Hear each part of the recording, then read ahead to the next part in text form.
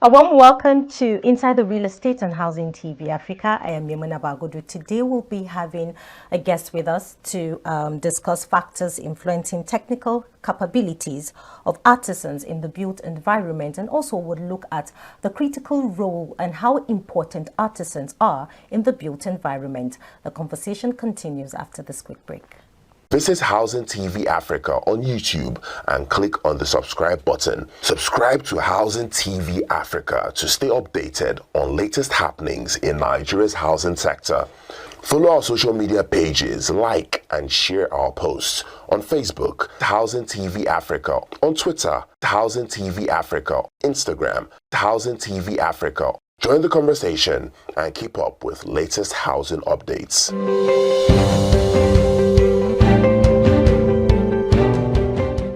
Welcome back. I have the Chief Operating Officer of C-ystem in person of Seth Ogungbe. Am I correct? Yes. Okay. You're highly welcome. Thank you very much. I'm excited to be here today. It's a pleasure having you in the studio today, and we're going to look at the role of artisans, as well as look at the factors influencing technical capabilities of artisans in the built environment. Yeah. Now we know that artisans are really important in the built environment, and they are very, very necessary, Let's look at, let's go back a bit, okay? Let's compare artisans of, way back of those years and artisans of these years. Like, what's your overview so far? Has that particular sector in the built environment, gone way past, or we're moving well? What can you say about that? Okay, thank you very much once again. I think it's been a mixed feedback, in my opinion. Having been in this industry for a while now, especially with our focus on training artisans, which we realize and we understand that they are the bedrock of any sustainable building. Sure. You can have the best professionals in terms of architects, builders, and your structural engineers, but if you don't have the right set of artisans, then you'll be in a kind of mess. One of the things we've noticed, and it's been a kind of ping-pong approach, where back and forth. Before, you see a lot of influx of artisans. I would not say before, even up to now, influx of artisans from neighboring countries. And that's been the major challenge you have, because the mindset of the professionals, and reality also proves that that to get those quality artisans, you have to look outside the country, because the average Nigerian youth, we want to probably, of course, white collar jobs, also want to quick money. So that's why everybody now is a content creator, everybody's a musician, everybody Exactly. wants to play football, and that if you are not probably going to be a lawyer, a doctor, or whatever. So you see a lot of Nigerians, despite the fact that there's a huge gap in the unemployment situation we have, but compared to the numbers of youth we have, you expect that you have a lot of youth going into this, but that wasn't the case. But because most of those trainees have been left in the hands, and they're still doing quite well in the formal sector, in terms of Baba Emeka gets his son, trains him, Baba Kafayat, that's an informal, from father to son, and because maybe the child can't go to school. So, but now you've seen that with the advent of some government intervention programs, like maybe the Empower and the Rest, and many other sponsored programs, and you've seen that some of these young people have been responding fairly better, but I still feel that we have a long way to go, but we will get there. So what are really the factors influencing the technical capabilities of artisans in the country? So for me, I think basically poor training. I have to say that, because now if you look at the technical school that was saddled with this, they have not been, I'm not sure they are well funded. At least I've been to a couple of technical schools in the last within the last 2 years. I know I've been to up to 4 or 5 technical schools, and you could see. I remember, I don't want to mention the particular school right now, in the particular school somewhere in the southwest, and we wanted to do a training there, and we realized that they had to bring their students to come and watch the actual artisans that were training, and some of them have not. Some of those have not seen some of the life life scenario of building project, and that puts a bit of dampener. And I think it would the government policies to try and invest to do that through programs like the Ideas Project may yield some results. So I think poor training and also interest. That's why the fact that the construction industry, I dare say, is probably the second largest employer of labor in the country. You expect that there should be a lot of young people trying to get into that space, but because there is no adequate training, no heightened interest, and also the quick money, because it's usually a daily kind of. But don't you think that space is not, captivating? Because I know the youths, nowadays would want to be in spaces that are captivating, spaces that, I don't want to use the word glamour, but, something that is very catchy and they're, seen out there. The youths have this, this sense of understanding when it comes to artisans as people that carry the blocks. Yes. They're in the site and they're mixing cement and all. So do you think that there should be a more modern way to captivate that space so that the youths can tap in?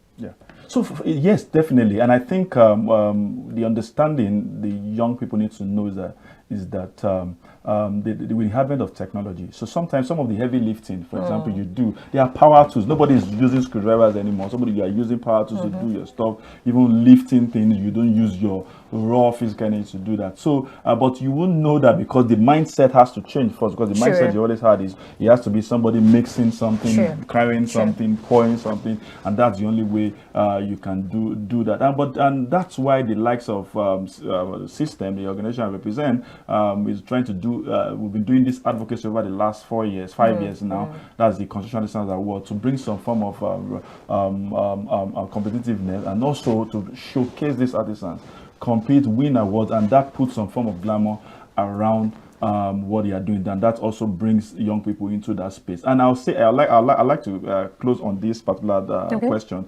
When I first got into this company, for someone this sector rather, for someone who had experience in telecoms, ICT, coming to the construction space, I was shocked that we were having an interview for one of our partners who want to engage. They had a new product, they are tiling. They wanted to engage some tilers on a permanent role. And I and my team were supposed to interview this artisan. And it might interest you to know that during the interview process, we realized that an average artisan earns more than every one of us except myself on that table. And we're all wearing suits, we're wearing ties, but these guys, by the time they translate, because by the time they charge per square meter per day over a period of maybe 20 days in a month, you realize that what they're earning is much more than what an average Nigerian. And I'm talking about an average Nigerian worker. So for me, it's just with the likes of this advocacy program and conversations like this, we're able to open the eyes of the Nigerian youth to see the opportunities in there. Okay, so Seth, just hold your thoughts there. When we come back on our short break, I would love to hear from you about the Construction Artisans Award, and then also you would give us heads up on what C-ystem is all about, because I know the viewer will want to find out. So let's go on a short break. We'll be back shortly. Visit Housing TV Africa on YouTube and click on the subscribe button. Subscribe to Housing TV Africa to stay updated on latest happenings in Nigeria's housing sector. Follow our social media pages, like and share our posts on Facebook, Housing TV Africa, on Twitter, Housing TV Africa, Instagram, Housing TV Africa. Join the conversation and keep up with latest housing updates.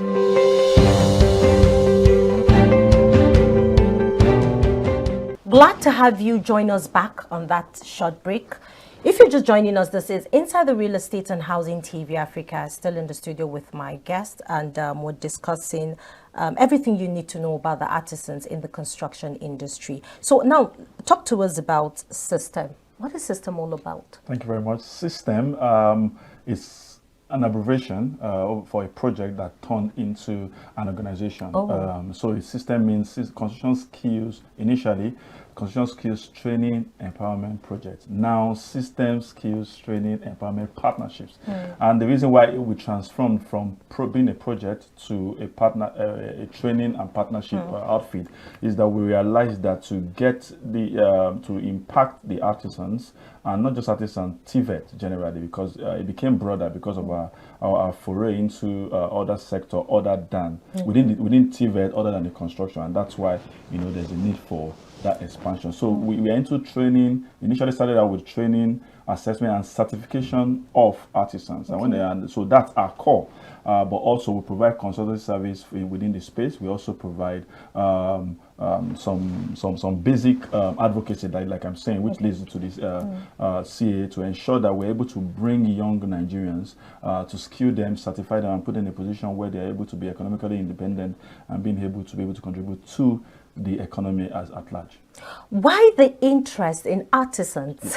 I mean, you're coming from a telecommunications sector. Yeah. Why the interest in artisans? Okay, I must say I'm not the founder of C-ystem. Yes, sure, but I'm doing, when I came on board, I had a very good conversation with Builder Anthony Abokiokwa, who is the MD and DG of C-ystem, and who was an academia himself, a lecturer in the university, and not just an academia, but someone who also a participant, a real estate developer and all that. And he realized that one of the major challenges you have, no matter how good you are as a real estate developer and a builder, you are still going to work with artisans. True that. And if you don't have the right artisans, like they say, the team is as strong as its weakest link. So if your artisans are weak because they're going to be the one doing the work, sure, then you might not be able to get the outcome that you want. So and realize that with the challenges we're having with the modern technical squads, let me use the word modern, I use that lightly, is that most of these students don't usually go there. Even some of these technical squads are not even offering regular subjects because young people are not coming to take those subjects because nobody wants to stay 4 years, 5 years trying to learn a trade. Because like we say, people want to get something, especially when you're unable to go to school, go to university, you want to get skills that you're able to start earning. So we came up with the idea, with the vision to see how can we modernize the training, one, and also break it into segment that is faster in terms of learn and earn. So you will start earning while you are learning. So because for a first level artisan, for example, you're already a site assistant, for example. So to say, can we shorten a 2-year, 1-year program into a 1 year, 9 months, 6 months, as the case may be, so that at least these artisans start getting in there and they are learning and they are working. That's a good initiative. So that was the initiative, and then it was sponsored by DFID and some other partners when they started, and from then we started. So that's where the interest he got the vision that we can't keep doing this if we don't have the right artisans. True. So we need to invest. Someone needs to invest into training those guys. And most of the time they say, oh, I don't have money to get trained. So what if we work with partners who are able to support some of this training, and which is what we've been doing. I would say 70% of our trainings have been sponsored by different organizations in the past, and I think with more sponsorship and with more involvement of the government, we are able to get our youth to that level, so that we stop importing people from neighboring countries. Not that we have anything against them, but we already have our own employment issues anyway. So why not just use the market to tap into the market and see how that goes? That's a very good one. So C-ystem has an upcoming event, Construction Artisans Award. So talk to us about that. Yes, the Construction Artisans Award is something that I would say is quite dear to us, because apart from just training, we have to, advocacy is critical, and also our ability to be able to celebrate these artisans, because they are, in this sector, for me, the real MVP. No matter how good your designs are as an architect, no matter how professional you are as a builder or a structural engineer, if somebody messes up what you have in your structural drawing and everything, then are you really that good, as it were? So the idea of the Construction Artisans Award is to have a national competition where artisans across the nation compete, and the best of the best are awarded. And also, we also use that as a means to bring in some gender inclusion. So because we know it's a sector that is male dominated, so we have segments within the competition that are female focused, like the best female, the overall best female, the youngest female, and stuff like that, just to be able to bring that. But we will now even realize that rather than just putting segmenting it like that, we even see some of these women compete with the guys in the same category. Of course, yes. What a man can do, a woman can do. Well, that's a conversation for another day.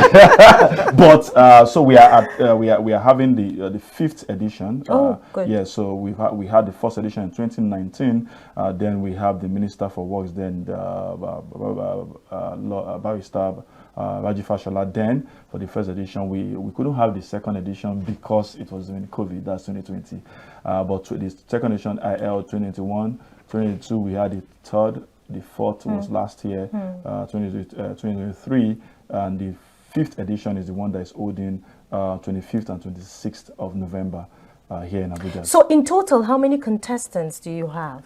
Okay, so on the average, we have for the final, we have an average of depending on the number of trades we are doing. Okay. For example, depending on different on year, on the average, minimum of 5 trade, then maximum of 7 trades. Okay. Now, so what we usually would have is that we have one winner for each trade from each zone. So that means you are having 6. If you say 7 trade year, we're having 7 winners from times 6 competing. But remember, that's the final.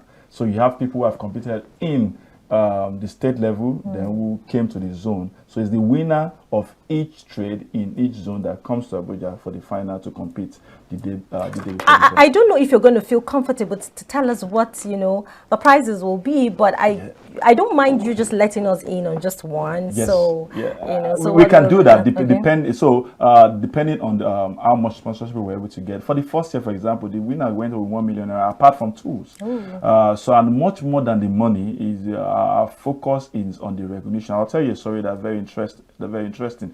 2000, and I want to be sure of the year now. 2000 is third edition. 2000 and that should be 3. Yes, the winner for the tiling was a young lady from Kano. And for me, that each time I'm smiling because it's really inspiring for me. This was a young girl who was following her dad to school, who was a tiler himself, and who was learning the trade. And so when she came and she won the state, and it came to this national, people were like, are you sure a 14, 15-year-old girl, and she was that young, could compete against 23, 30-year-old guys? But she did it. Yes, she did. So you would agree with me that what a man can do, yes, that's why I said it's a conversation. I still don't know why you're running away from that conversation. I'm not because I'm a girl dad. Oh, that's so don't good. worry. That's a good so one. basically, she won, not just only won. So she won a category. She won the best female. She won the youngest female, and not only that, she got recognition from her senator. She got scholarships on that day, and not only that, the minister of our state for works and also who was present at that event. Also, she got some recognition with him, and of course, it was very, very inspiring. And I think that also made the second year very, very competitive. People feel like, oh, she can do it. I can do it. So for me, it's not just about the money, but more importantly, the tools, the recognition that comes to it. As the last winner for me has been the face of the Women Builders Association of Nigeria over the last couple of months now because of what she did, and she's gotten a lot of interviews, recognition, apart from the money and the tools she won. So for me, yes, it could be millions, it could be less, but more importantly is the recognition that comes with it. Such a good initiative by System, honestly. It's very good that these youths are being encouraged to do something very, very lucrative with their hands. Yes. I mean, people can see, oh, this is what you're doing, and people can see how good you are and still want to put you in that feed. Yeah. You earn money, you earn recognition, and also you grow. Is there any other thing you would love to add? Yes, for us, I think one of the most important things is to encourage young people, because the truth is, and I like telling stories because I've been in this field for a while now, and I've seen that recently I had a call from about 2-3 months ago from one of the artisans who trained in one of our training events in Enugu. And the interesting thing about why I am sharing this story, the guy reached out to me and said, I would like to thank you and System and everyone involved. This was a guy who I think for a while was out of job and decided to pick up a trade. Electrical trade. And as God we have it, I think his wife got a scholarship to go and school, and he had to go with him. And interestingly, because he got an NSQ certification, which is a national national skills qualification here in Nigeria, he was able to present that, and that became the base upon which he was able to work right there. Amazing. And guess what? Not only was he able to start supporting his wife who was schooling, he called me to send money to sponsor 4 people as his own way of giving back. This was an artisan that did the training about 2-3 years ago himself. And so for me, that shows that if you're really committed to your craft and you are able to get the skill, like the ES of MBT, we say that is National Board of Technical will say that skill is not degree. Not that he has anything against degree, but very importantly, you need a skill. Very important. That helps. Very, so very for me, important. so I like to encourage young people to look at that and get one skill or the other, not just construction skills, any TVET skill, because you never know when that will help. And I'll leave with this last phrase, quote I like to quote a lot. The former CEO of Oppo once said, the illiterate of the future are those who have no skills. Oh, amazing. Well, that's not your last quote, because I still have just one question for you. Yeah. So how do you think that the government can, develop the artisans in Nigeria? Because individuals cannot do this alone. We need to come together. We need to collaborate to make sure that this goes smoothly and successful. So what's your view on that? Yeah, that's very, very important. And I must tell you the truth. Learning a skill, if you really want to learn it end-to-end, can be expensive, a bit expensive. Sure. For an individual. So that's why I see a lot of young people who can't afford to go to universities. They can't go, but they still can't afford to learn a skill.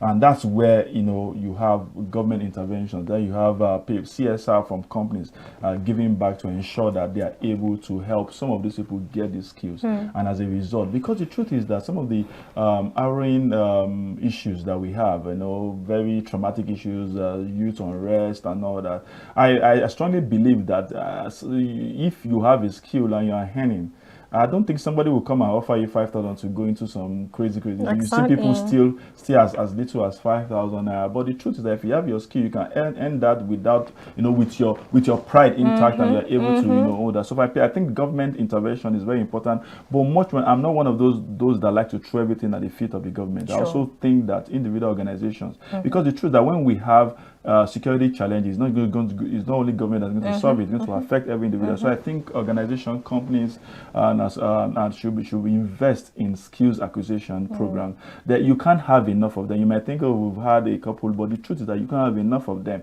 because we have not stopped having youth in this country anyway. So you have to it has to be some concerted effort to ensure that we keep doing that. So for me, that's what I have to say.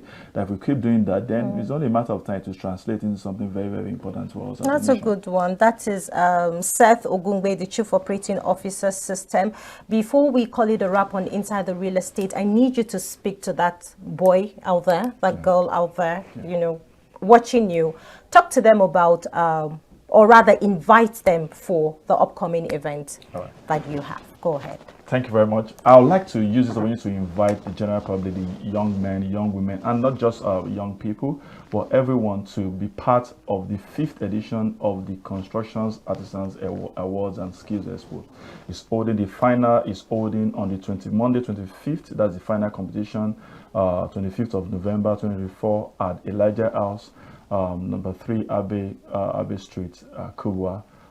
In the FCT, Federal Capital Territory, and the award ceremony where the glamours, where the people in the industry all over come around to celebrate these winners in all the categories, will be coming on the 26th. That's the following day at the Nigerian National Merit Award House, Maitama, Abuja, where the final award ceremony holds. And also there are also other presentations, side attractions, and also something special is happening that there's a flag off of a program, skills acquisition program, that will be happening also that day. I would like to say, come and see people in different skills, from masonry to plumbing to electrical to carpentry and other skills will be on showcase that day. I want to invite you, please come one, come all, and let's celebrate craftsmanship in the country. Thank you very much. See you there.